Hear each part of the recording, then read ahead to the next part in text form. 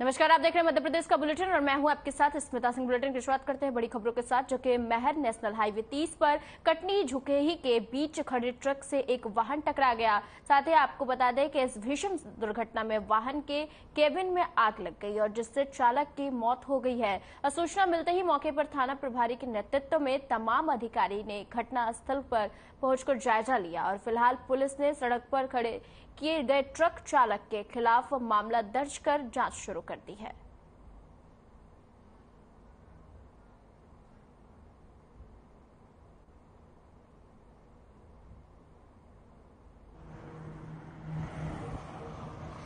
आपको बता दें कि महर नेशनल हाईवे 30 पर दो वाहनों की जोरदार टक्कर हुई और हादसे में चालक की मौत हो गई है। मौके पर पहुंचे पुलिस ने जांच के बाद मामला दर्ज कर लिया है।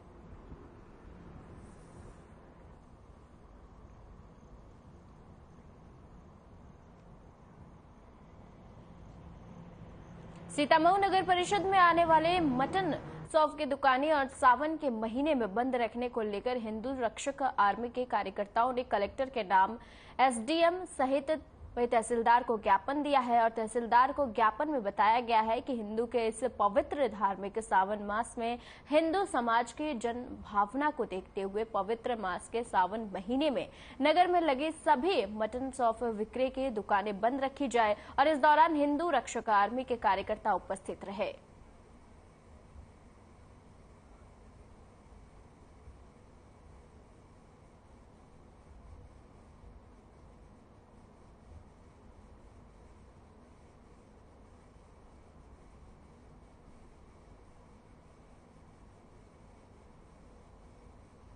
सिरोही नगर पालिका में पदस्थ सीएमओ प्रभारी बाल मुकुंद कुशवाहा और शिकायतकर्ता संदीप पालीवाल के बीच पुरानी रंजिश को लेकर विवाद हो गया। बता दें कि वाटर फिल्टर प्लांट की शिकायत लेकर जांच दल पहुंचा था और सिरोज नगर के रॉयल सिटी कॉलोनी में वाटर फिल्टर प्लांट में गंदगी और कीड़े निकलने की शिकायत थी और शिकायतकर्ता संजीव पालीवाल ने खाद्य विभाग में शिकायत की थी और जिसकी जाँच करने जिला विदेशा का दल पहुंचा था और मामले की जानकारी लगते ही प्रभारी सीएमओ बाल मुकुंद कुशवाहा स्थल पर पहुंचे और जहां पर शिकायतकर्ता संजीव पालीवाल दोनों में कहासुनी हो गई और दोनों एक दूसरे पर आरोप प्रत्यारोप लगाने लगे और नौबत यहां तक आ गई कि एक दूसरे पर मारपीट होने लगी।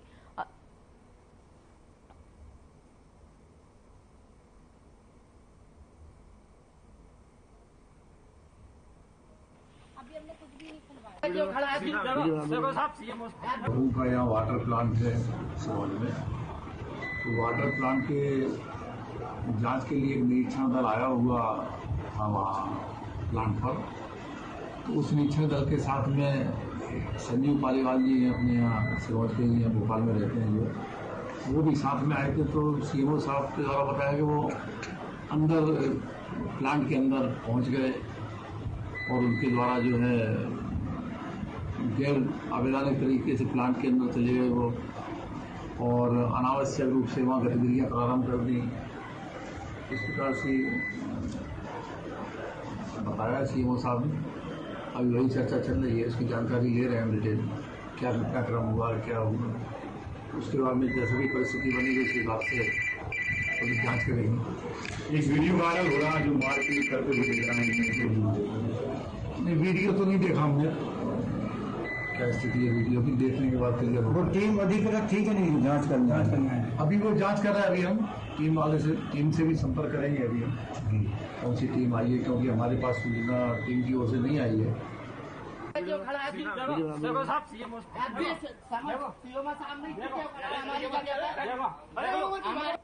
और मेरे लिए जान माल की हानि इस व्यक्ति द्वारा ये मेरे परिवार। खबर कटनी से है, जहां बाल गंगाधर तिलक वार्ड क्रमांक 1 में साईं मंदिर के पीछे और पन्ना मोड़ में वहीं के कंस्ट्रक्शन को लेकर आपको बता दें कि अवैध रूप से फ्लैट बना रहा था, जो कि साथ ही आपको बता दें कि इस निर्माण कार्य में नगर निगम ने अनुमति भी नहीं दी थी और न ही नक्शा पास करवाया गया था और अवैध कॉलोनी में इस तरह के कार्य किए जा रहे थे। इलाके के लोगों का व सम्मानीय उच्च अधिकारियों से अनुरोध है कि तत्काल इस दिशा में कार्य करते हुए अवैध निर्माण को रोका जाए।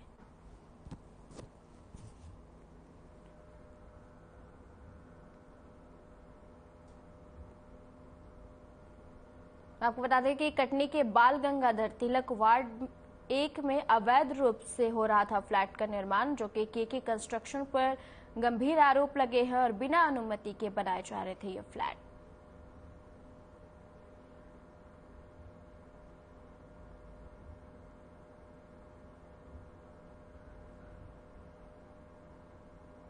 झाबुआ जिला मुख्यालय पर बड़ी संख्या में पीड़ित लोग एकत्रित होकर चीट फंड कंपनियों के विरोध में अंबेडकर पार्क में विरोध प्रदर्शन किया और वहीं नारेबाजी करते हुए लगातार कंपनियों के एजेंटों के भी अपनी समस्या संगठन में साझा की और जिला प्रशासन को समस्या से अवगत कराते हुए पुलिस अधीक्षक और झाबुआ कलेक्टर तन्वी हुड्डा को ज्ञापन भी सौंपा गया। वहीं समस्या के हल न होने पर संगठन के पदाधिकारियों ने राशि न मिलने पर मतदान को बहिष्कार कर वोट न देने की बात कही है। वहीं रतलाम झाबुआ सांसद नाम सिंह ने दुर्व्यवहार का भी आरोप लगाया।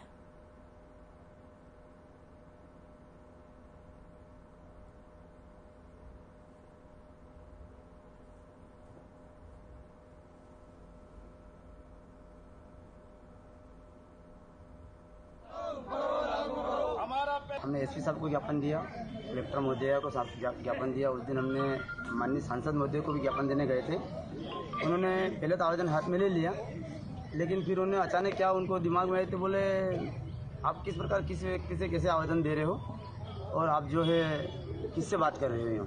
मैंने कहा सर ज्ञापन देना है, ये हमारे आपका हम सहयोग चाहते हैं कि आप सांसद होने के नाते, यहाँ के जिला प्रतिनिधि होने के नाते जनता के आप हमारा सहयोग करें और ये संसद में इसका मुद्दा उठाएं ताकि पीड़ित परिवारों का पैसा जल्दी से जल्दी मिले। तो हमारे एक साथी ने किसी ने बीच बोल दिया सर ओसी मिलेगी, भाई उसको नॉलेज नहीं था, उसने बोले ओसी मिलेगी। तो मैंने उसे हाँ कर दी कि सर ओसी। बोला तुम मैं क्या किसी का चपरासी हूँ क्या, मैं किसी का नौकर हूँ क्या, तुम मेरे से ओसी मांग रहे हो, भलते उठ के चले जाते हो क्या।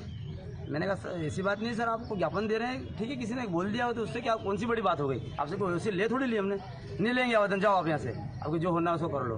देखिए साहब, हम ठगी पीड़ित जमाकर्ता परिवार तपजप नाम से हमारी एक ऑर्गेनाइजेशन है और हम देश में जो ये ठगी की घटनाएं हुई हैं, लगभग 42 करोड़ लोगों के साथ ठगी की घटनाएं हुई हैं, उनका भुगतान कराने के लिए संघर्ष कर रहे हैं। भारत सरकार ने एक कानून बनाया है, अनियमित जमा योजनाएं पाबंदी कानून 2019।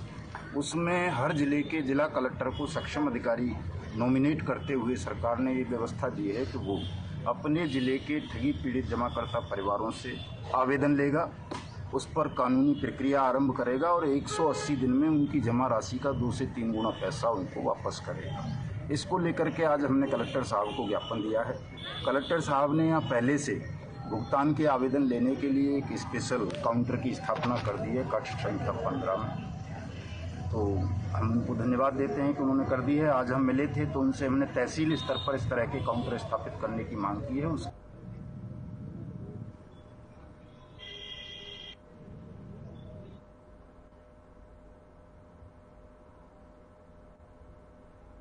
खबर सीधी से है, जहां कांग्रेस के धरना प्रदर्शन के दौरान एक आदिवासी ने, मैं आपको बता दें कि मंच से चुरहट विधायक पर जमकर निशाना साधा है और कहा है कि चुरहट विधायक चुनाव के समय बहुत बड़ी बड़ी बातें करते हैं और उसके बाद उन सारी बातों को भूल जाते हैं। किसी भी योजना का लाभ लेने के लिए आम जनता को कई बार दफ्तर और अधिकारियों के चक्कर लगाने पड़ते हैं।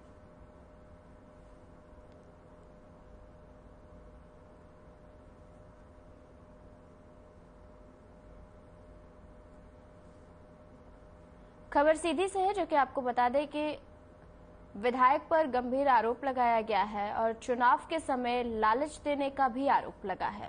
साथ ही आपको बता दें कि प्रदर्शन के दौरान मंच से बयान दिया गया और विधायक पर गंभीर आरोप लगाया गया है।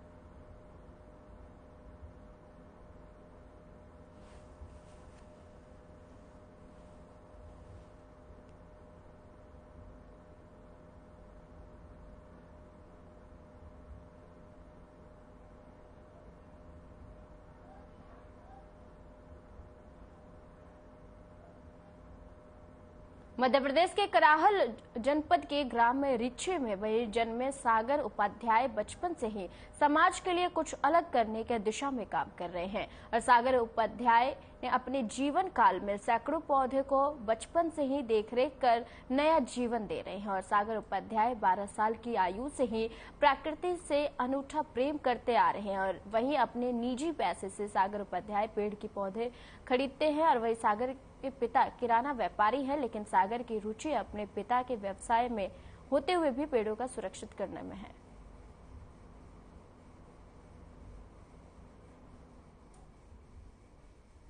आपको बता दें कि खबर करहाल से है, जो कि लोगों को अच्छा जीवन देने का संदेश दे रहे हैं। साथ ही आपको बता दें कि जीवन काल में सैकड़ों पौधे लगाए हैं और लोगों को अच्छा जीवन देने का संदेश दे रहे हैं।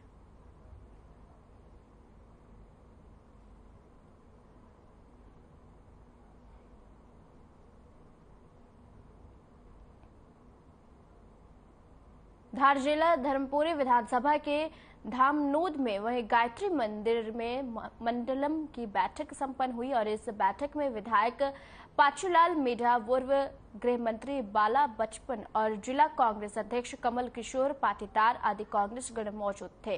कार्यक्रम के प्रारंभ में मुख्य अतिथियों का स्वागत मंगलम सेक्टर के प्रभारियों ने किया और इस कार्यक्रम में धर्मपुरी विधानसभा की कार्यकारिणी की घोषणा भी की गई। इस अवसर पर विधायक पाचूलाल ने कहा कि भाजपा सरकार द्वारा कांग्रेसियों पर अत्याचार कर रहे हैं, साथ ही झूठे केस लगा रहे हैं और पूर्व गृह मंत्री बाला बच्चन ने यह भी कहा जानकारी दी, साथ ही बीजेपी सरकार भ्रष्टाचार के बारे में भी जानकारी दी और बच्चन ने भाजपा सरकार पर कई आरोप लगाते हुए कहा कि पूरे प्रदेश में कांग्रेसियों पर झूठे मुकदमे लादे जा रहे हैं और अब 100 दिन शेष रह गए हैं और कांग्रेस सरकार आने वाली है।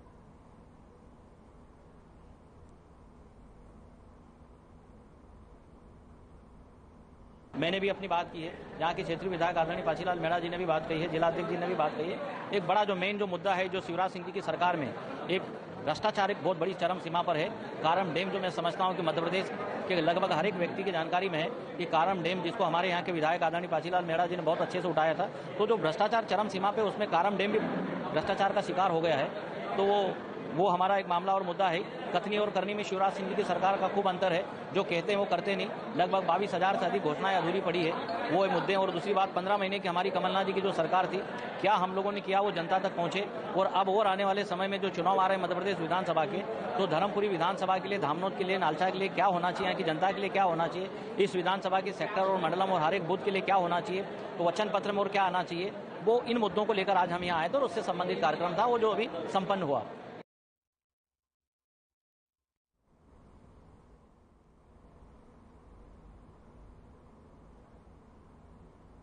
खबर इंदौर से है। कांग्रेस के पदाधिकारी कार्यकर्ताओं ने अनोखा प्रदर्शन किया। इस दौरान कांग्रेस नेता विवेक खंडेवाल ने कहा कि बीजेपी द्वारा हर उस व्यक्ति को अपनी पार्टी में लिया जाता है जिस पर खुद प्रधानमंत्री सहित बीजेपी नेता घोटाले का आरोप लगाते हैं। ईडी, सीबीआई, आईटी की जांच चल रही होती है या ईडी, सीबीआई के नाम पर डराकर बीजेपी में शामिल करवाया जाता है। ऐसे कई उदाहरण हैं जो कि उनके ईडी, सीबीआई के दाग मोदी वॉशिंग पाउडर से धुलने के बाद भी साफ हो गए हैं और ये बताया जा रहा है कि घोटाले की जांच चल रही है और वो लोग भी बीजेपी वॉशिंग मशीन में मोदी वॉशिंग पाउडर से अपने दाग धुला लिए हैं और इस जांच एजेंसी द्वारा नहीं की जाएगी, यही इस पाउडर का कमाल है।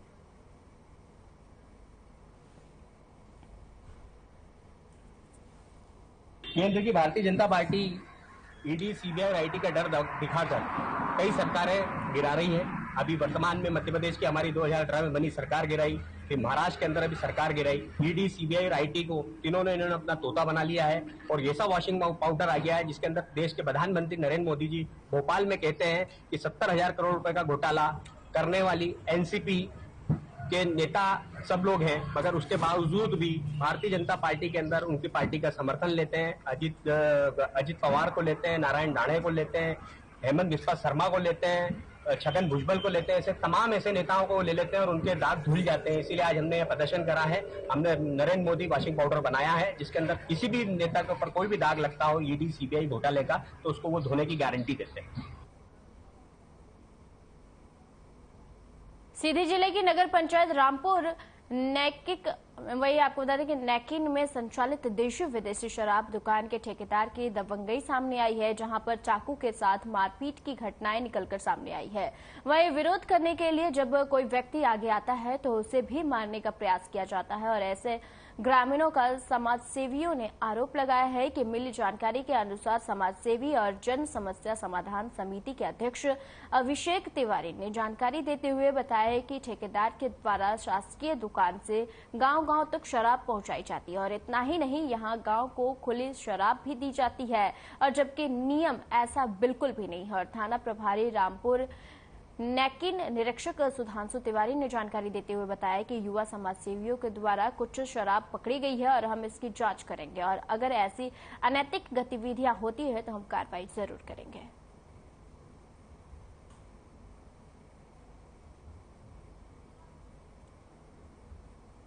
इनकी दुकानें खुली हैं। पहला विषय तो इनका ये है कि अवैध रूप से कारोबार इनका चलता है गांव-गांव। उसका पुख्ता हमारे पास पूरा सबूत है जो कि आज ही मैं 5 पेटी शराब थाने में जब्त कराई है और हमारे सभी युवा कार्यकर्ता साथ में थे और पूरा मैं इसका प्रूफ भी रखा हूँ।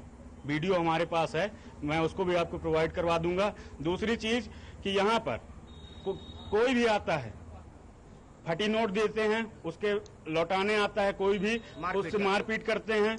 दूसरी चीज इनका जो बोतलें हैं सब खुली रहती हैं, लीक रहती हैं। अगर उसमें कोई विषय उठता है तो उसमें भी ये लोग डायरेक्ट हाथ उठा देते हैं कि यही सामान लो, हमारा जो खुला प्रोडक्ट मैं दे रहा हूं उसी को आप पियो। उसमें क्या मिलाया हुआ है इसकी जिम्मेदारी किसी को नहीं है, ठीक है। और इनके जितने भी बोतल रखे हैं कहीं पर भी आप QR कोड पा जाओ तो आप बता दो।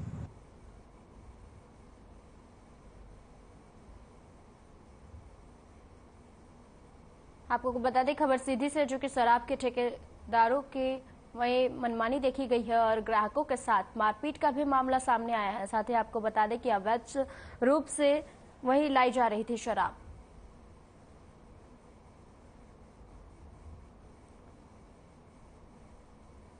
आपको बता दें कि खबर सीधी से, जो कि ग्राहकों के साथ मारपीट का मामला सामने आया है। साथ ही आपको बता दें कि अवैध रूप से शराब लाई जा रही थी, जिस दौरान सूचना मिलने पर पुलिस प्रशासन पहुंचे और शराब के ठेकेदारों पर कार्रवाई की है।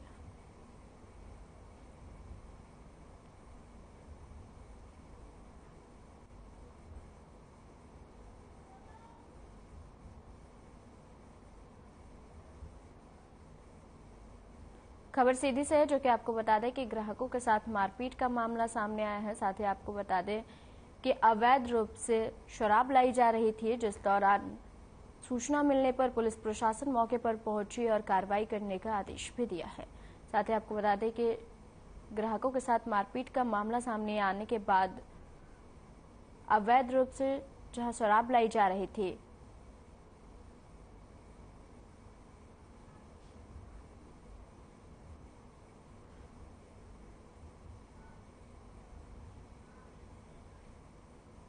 इंदौर क्राइम ब्रांच ने कार्रवाई करते हुए नकली गुटखा बनाने वाली फैक्ट्री पर छापामार कार्रवाई करते हुए मौके से एक आरोपी को गिरफ्तार कर लिया है और नकली गुटखा बनाने का मामला, मैं आपको बता दें कि मसाला और पाउच और मशीनें जब्त कर अवैध फैक्ट्री को सील करने की कार्रवाई की गई है। दरअसल इंदौर क्राइम ब्रांच को मुखबिर से सूचना मिली थी कि भंवरकुआं थाना क्षेत्र में नकली गुटखा बनाने का काम एक फैक्ट्री में किया जा रहा है और जिस पर क्राइम डीसीपी निमेश अग्रवाल द्वारा एक टीम गठित कर टीम को मौके पर भेजा गया और वहीं क्राइम की टीम ने मौके पर पहुंचकर फैक्ट्री संचालक प्रतीक को हिरासत में लेकर पूछताछ के लिए उसने ले गए और साथ ही आपको बता दें कि नकली पाउच बनाकर सस्ते दामों में ये पूरे शहर में बेचा करता था।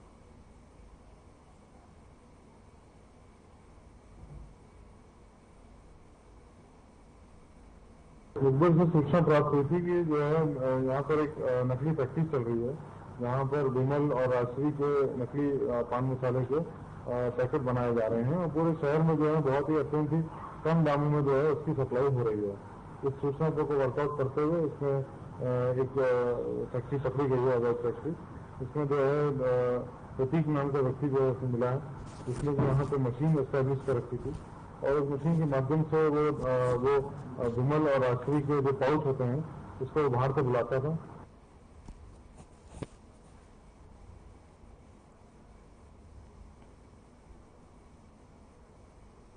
एक तरफ श्योपुर जिला प्रशासन नगर पालिका के साथ जिले को प्रदेश में लाने का वहीं प्रयास कर रहे हैं, तो वहीं एक और नगर पालिका के सफाई कर्मियों द्वारा शहर में स्थित दीनदयाल बस स्टैंड को वहीं ट्रेंचिंग ग्राउंड बना दिया है और वहीं पूरे बस स्टैंड का कचरा, पूरी बस स्टैंड की गंदगी को बस स्टैंड पर ही फेंका जा रहा है और जिससे पूरे बस स्टैंड में गंदगी के कारण लोग परेशान हो रहे हैं। वहीं आसपास के दुकानदारों और सभी राहगीरों को कचरे की गंदगी से होने वाली बीमारियों से सामना करना पड़ रहा है और वहीं नगर पालिका के कर्मचारी इस पूरे कारनामे को जानबूझकर कर रहे हैं और कचरे के ढेर को देखकर बस स्टैंड के दुकानदारों ने इसकी शिकायत कर कई बार नगर पालिका के अधिकारियों से की है, पर अभी तक इस समस्या का कोई निराकरण नगर पालिका के अधिकारियों के द्वारा नहीं किया गया है। और एक तरफ श्योपुर का जिला प्रशासन और नगर पालिका साथ में मिलकर श्योपुर शहर को साफ सुथरा बनाने में लगी हुई है, वहीं दूसरी तस्वीर यह साफ दिखा रही है जो कि खुद नगर पालिका के कर्मचारी अधिकारी शहर को साफ और सुथरा रखना नहीं चाहते हैं। इसको देखते हुए नगर पालिका प्रशासन आंख बंद करके बैठा हुआ है।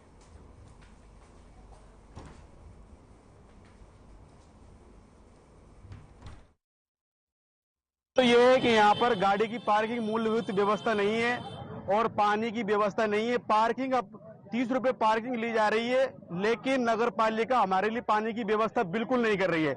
हम इतनी धूप में यहाँ बैठे रहते हैं, मजदूर लोग हैं, तो नगर पालिका को और शासन को हमारे बारे में कुछ सोचना चाहिए। सफाई इतनी गंदगी की है, आप जाके देखो सब्जी मंडी के अंदर सड़ी हुई बदबू मांग रही है। बस स्टैंड पे जो कचरा दान का डब्बा बना रखा पूरे बस स्टैंड को, शासन की मंशा थी कि बस स्टैंड की सुंदरता रहे और अच्छे बस स्टैंड रहे, पर यहाँ पर जो बस स्टैंड की व्यवस्था है वो पूरी खराब है।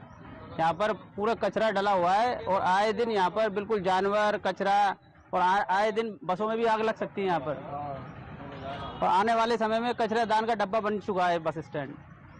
नगर पालिका में कई दफे सीएमओ साहब को भी बताया गया, इस बात में अवगत कराया गया, अभी तक कोई कार्रवाई नहीं की गई प्रशासन के द्वारा।